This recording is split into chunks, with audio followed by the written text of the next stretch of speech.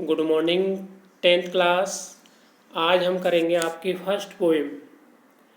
Book है आपकी the first flight की first poem. Name of the poem dust of snow. Poet name Robert Frost. आप सभी बच्चे जानते हैं कि जो ये पोएम है तो बहुत छोटी, परंतु इसका जो है महत्व बहुत अधिक है। हम प्राय अपने दैनिक जीवन में देखते हैं कि हम बहुत सी चीज़ों के प्रति नेगेटिव हो जाते हैं, जैसे कि बिल्ली का रास्ता काट जाना, कुएं का हमारे जो है किसी कपड़े पे बैठ जाना, सिर पे बैठ जाना, या कुत्ते का कान मारना और छींकना। इस तरह की चीज़ों को लेकर हमारे मन में नेगेटिविटी रहती है। ये विचार आता है कि हमारा काम खराब हो जाएगा। तो इसी तरह की एक भ्रांति को दूर करने के लिए, भ्रम को दूर करने के लिए यहाँ पर जो कवि इस छोटी सी पोएम के माध्यम से हमें कहना चाहता है कि हमें सभी चीज़ों के प्रति पॉजिटिव वे में रहना चाहिए, सकारात्मक तरीका अपनाना चाहिए, ताकि हम अपने जीवन को और अपने कार्यों को अच्छी तरह से सुचारू रूप से चला सकें और जीवन का आनंद उठा सकें और अपने कार्यों को बिगड़ने से रोक सकें। तो डस्ट का मतलब वैसे तो धूलकण होता है, परंतु यहाँ पर इसका मतलब धूलकण नहीं है। डस्ट ऑफ स्नो का मतलब है स्नो बर्फ होती है। आइस में और बर्फ में फर्क होता है। स्नो वो बर्फ होती है कि जो आसमान से बारिश के रूप में गिरती है। तो इसका मतलब है डस्ट ऑफ स्नो का कि छोटे छोटे कण बर्फ के।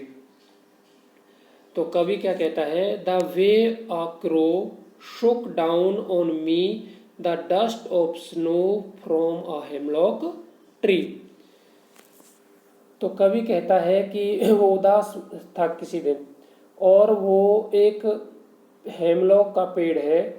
हेमलॉक एक धतूरे का पेड़ होता है जिसे जहरीला पौधा माना जाता है। अगर इसका कोई फल या फूल खा लेता है तो उस व्यक्ति को जहर चढ़ जाता है, नुकसान करता है, और इसको एक तरह से नकारात्मक प्रतीक के रूप में लिया जाता है। इसी तरह जो क्रो है, क्रो को भी सभी जगह ज़्यादातर नकारात्मक माना जाता है, नेगेटिव वे में लेते हैं। तो कवि क्या कहता है कि एक दिन वह हेमलॉक ट्री के नीचे अर्थात धतूरे के पेड़ के नीचे खड़ा हुआ था या जा रहा था। तभी क्या हुआ कि एक कोए ने उनके ऊपर बर्फ के कुछ टुकड़े या डस्ट गिरा दी। अर्थात कवि जब उस पेड़ के नीचे बैठा हुआ था या खड़ा हुआ था या गुजर रहा था, तभी किसी कोए का उसके हेमलॉक के पेड़ पर या डाली पर बैठना हुआ या उड़ना हुआ, और उसकी वजह से जब डाल हिली तो उसमें से कुछ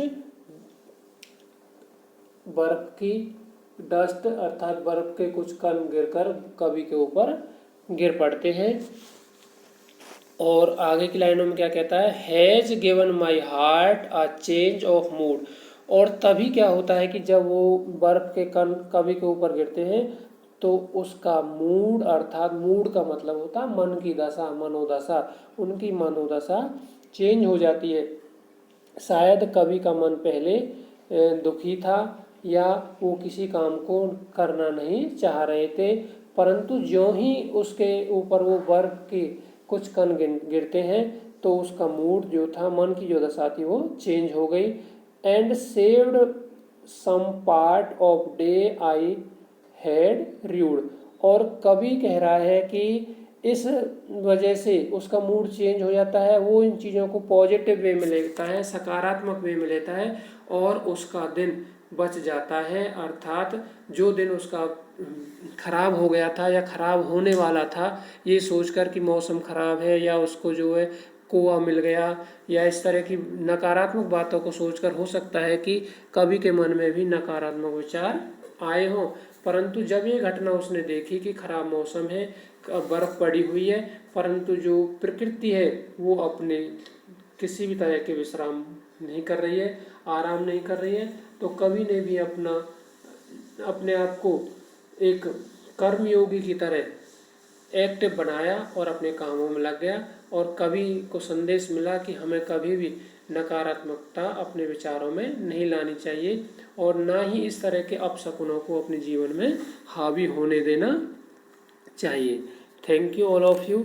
I hope you will understand this poem. आप अच्छी तरह से समझेंगे और इस वीडियो को लाइक करें, सब्सक्राइब करें, शेयर करें। Thank you all of you again.